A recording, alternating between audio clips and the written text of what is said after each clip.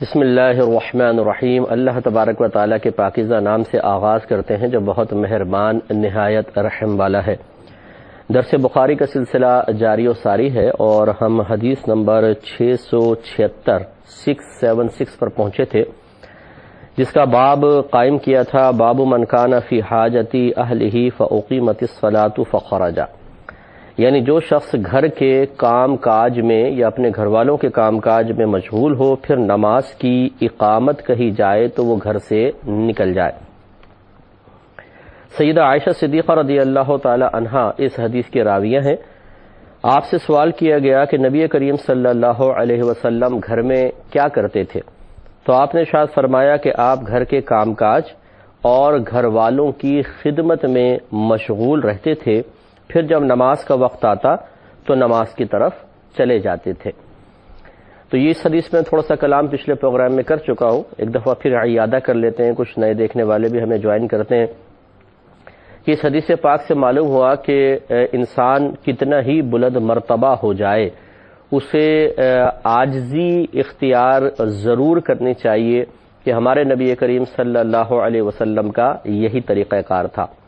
آپ اللہ تعالیٰ کے سب سے محبوب ترین بندے تھے، تو قرب الہی کے سلسلے میں جتنے لوگ دعوے دار ہیں انہیں نبی کریم سے سبق حاصل کرنا چاہیے کہ جب ان سب سے زیادہ قرب رکھنے والے اپنے گھر کے کام کاج اپنے ہاتھوں سے کر رہے ہیں، گھر والوں کے ساتھ تعاون کر رہے ہیں، تو پھر ان کا یہ کام کاج کرنا کوئی ان کی عزت کے زوال کا سبب نہیں بنے گا، اس میں کوئی حرج نہیں ہے۔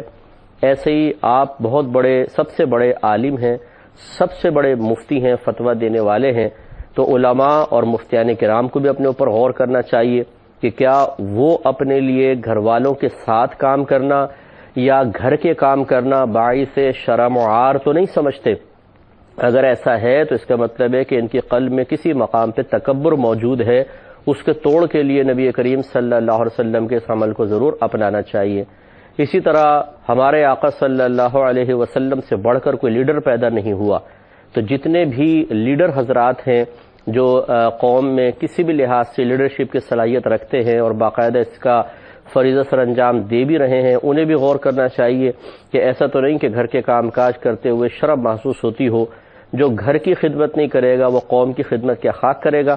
تو اس لیے ہمیں جس بھی شعبے میں دیکھ لیں، ہمارے آقا صلی اللہ علیہ وسلم اس شعبے میں سب سے آگے ہیں، اور تمام اچھے شعبے، برے شعبوں میں تو یقینی سی بات ہے کہ سرکار کی طرف نسبت کرنا بے ادبی ہوگا۔ تمام جو اچھے اور جائز شعبے ہیں جن میں انسان کے لیے کمال کا پہلو نکلتا ہو، ان میں سب سے باکمال ہمارے آقا صلی اللہ علیہ وسلم ہیں۔ تو ہمارے نبی کریم صلی اللہ علیہ وسلم نے اپنے طرز عمل سے ہر شعبے کے باکمال افراد کے لیے ایک بہترین عملی نمونہ چھوڑا ہے کہ اپنے گھر کے کام کاج اپنے ہاتھ سے کرنے میں کوئی شرم محسوس نہیں کرنی چاہیے۔ بعض لوگ ایسے ہوتے ہیں کہ جو اٹھ کر پانی تک نہیں پینا چاہتے، انہیں اس میں بھی گلٹی فیل ہوتا ہے کہ یار میں اٹھ کے پانی پیوں، بیوی موجود ہے، بچے موجود ہے، ان سے کیوں نہیں منگواؤں۔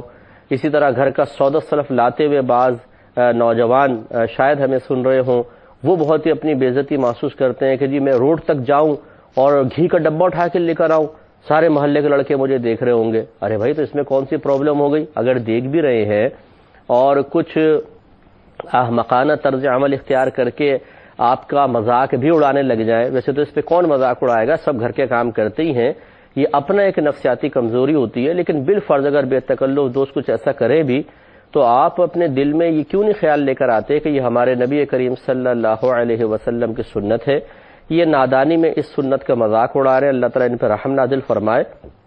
ایک تو یہ عمل کرنا اتباع سنت کی نیت سے میرے لیے نیکی ہے، اور پھر ان کی باتوں پر صبر کرنا مزید نیکی ہے۔ تو میرا تو نام اعمال نیکیوں سے بھر رہا ہے، جس کے بدلے میں اللہ تعالیٰ جنت عطا فرمائے گا، تو میں کیوں ان کی باتیں سن کر ایک سنت کو ترک کروں؟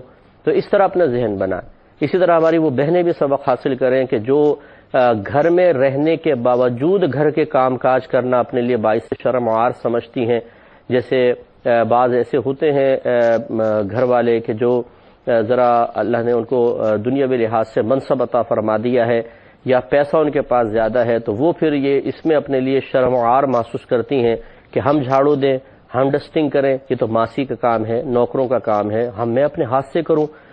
تو انہیں چاہیے کہ بی بی فاطمہ رضی اللہ تعالی عنہا کی حیات طیبہ کو ذرا پڑھیں اور اپنے قلبی تکبر کو دور کر کے اپنے سروں کو شرم کے ساتھ جھکائیں کہ شہزادی کونین جو جنتی عورتوں کی سردار ہیں وہ تو اپنے ہاتھ سے سارا کام کرتی تھیں۔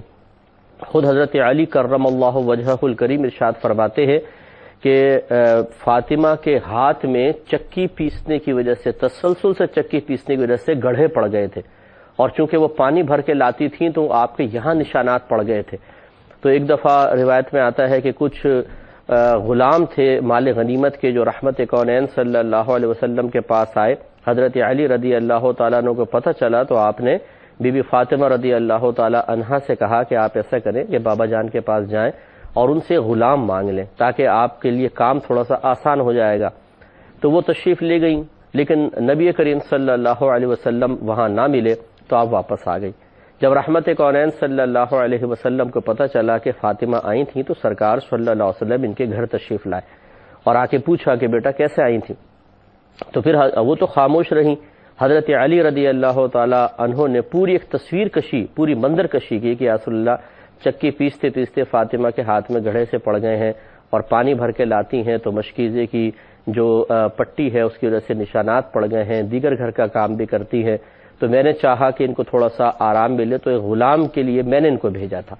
تو رحمت کونین صلی اللہ علیہ وسلم جو یقیناً ایک باپ ہونے کی حیثیت سے اپنی بیٹی سے ہر باپ محبت کرتا ہے، اور ہمارے آقا صلی اللہ علیہ وسلم کو تو اللہ تعالیٰ نے رحمت للعالمین بنایا تھا، جو تمام عالمین کے لیے رحمت ہو۔ رحمت کا مطلب کیا ہے؟ رقت قلبی، یعنی دل کی نرمی کو رحمت کہتے ہیں۔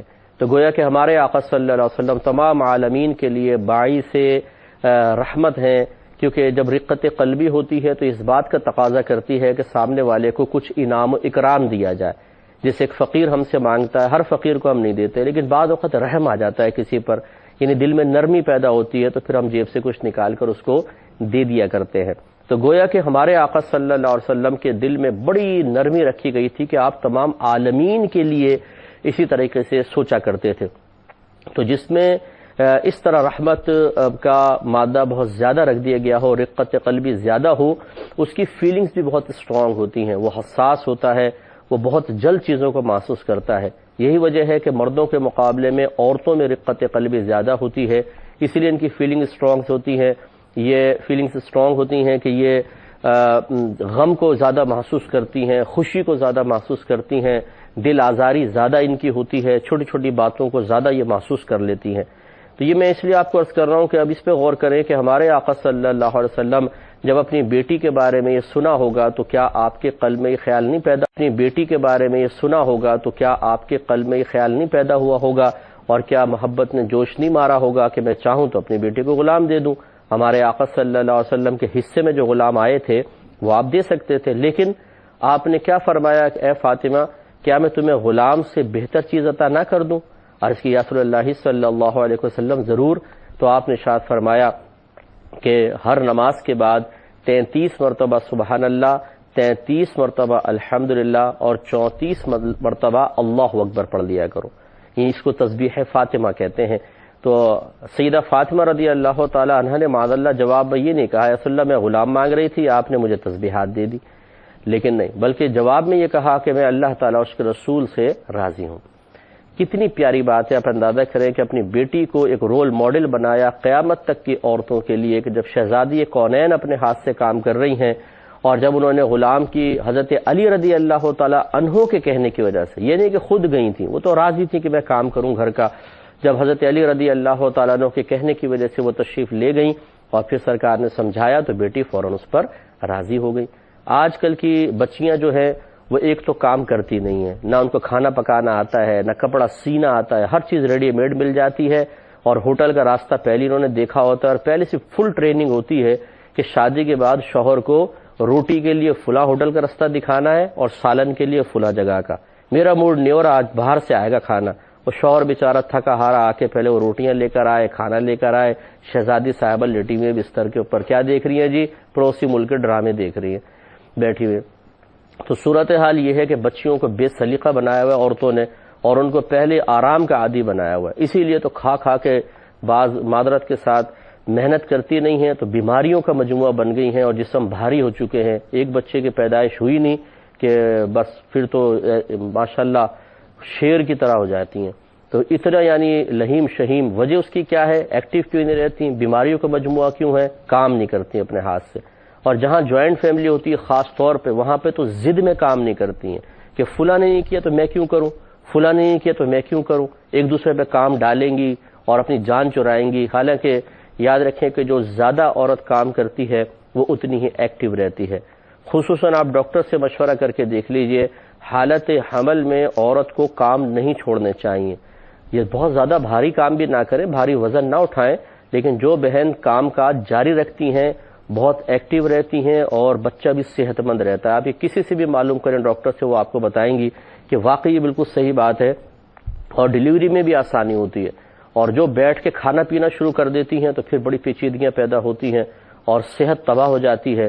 جن کاموں سے بچنے کے لیے جس آرام کی تلاش میں انہوں نے بستر کا کنارہ پکڑا تھا، پھر وہ بستر ایسا ان کو اپنی آغوش میں لے لیتا ہے کہ وہ نکلنا بھی چاہیں تو نہیں نکل سکتی، کیونکہ بیماری طویل ہو جاتی ہے. اور پھر دوسرے خوش و خرم جو کام کرنے والی ہوتی ہیں وہ ایکٹیو ہو کے گھوم رہی ہوتی ہیں، اچھے اچھے کپڑے پہن رہی ہوتی ہیں اور یہ حسرت کے ساتھ ان کو لیٹی ہوئی دیکھ رہی ہوتی ہیں. تو یہ زیادہ تر بچیوں کو اس حالت تک پہنچانے والی ان کی مائیں ہوتی ہیں کہ جو ان کی غلط تربیت کرتی ہیں کہ تم نے کام نہیں کرنا. دیکھو اگر تم نے شروع سے جا کے سارا کام سنبھال لیا تو تمہاری ساس اور نندے سارا کام بیٹا تیرے اوپر ڈال دیں گی. تو بھائی کام سے کوئی آدمی مر نہیں جاتا. اگر ڈال بھی دیں گی تو بچی اپنے شوہر سے کہہ سکتی ہے کہ مجھ سے طاقت سے زیادہ کام لیا جا رہا ہے. وہ ایک الگ بات ہے، وہ شوہر اس کو مطلب بیچ میں آ کے معاملہ طے کرے گا. اگر آپ جا کے کام کرتی ہی نہیں ہیں تب بھی تو شوہر کو کسی طریقے سے اپنے ساتھ سیٹ کیا ہوا ہے نا کہ بالکل کام نہیں کر رہی، تب بھی شوہر آپ کا دفاع کر رہا ہے. تو کام کر کے تو بدرجہ اولا دفاع کرنا شوہر کے لیے آسان ہو جائے گا. تو اس لیے کام سے روکا نہ جائے اور بچیوں کو کام سکھایا جائے.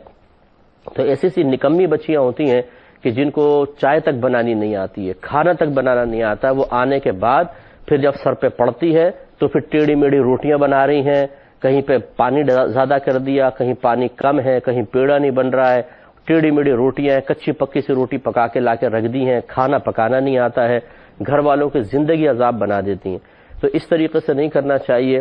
ہمارے آقا صلی اللہ علیہ وسلم تو مرد ہونے کے باوجود گھر کے کام کاج خود اپنے ہاتھ سے کر رہے ہیں، تو خواتین کو آخر کون سی مصیبت آ گئی کہ وہ کام نہیں کرتی ہیں؟ تو یہ بالکل غلط طریقہ اور رویہ ہے، ایسا نہیں ہونا چاہیے. بہرحال تو مرد حضرات کو چاہیے کہ وہ ضرور اپنے گھر والوں کے ساتھ کچھ نہ کچھ کسی نہ کسی دن تعاون کریں.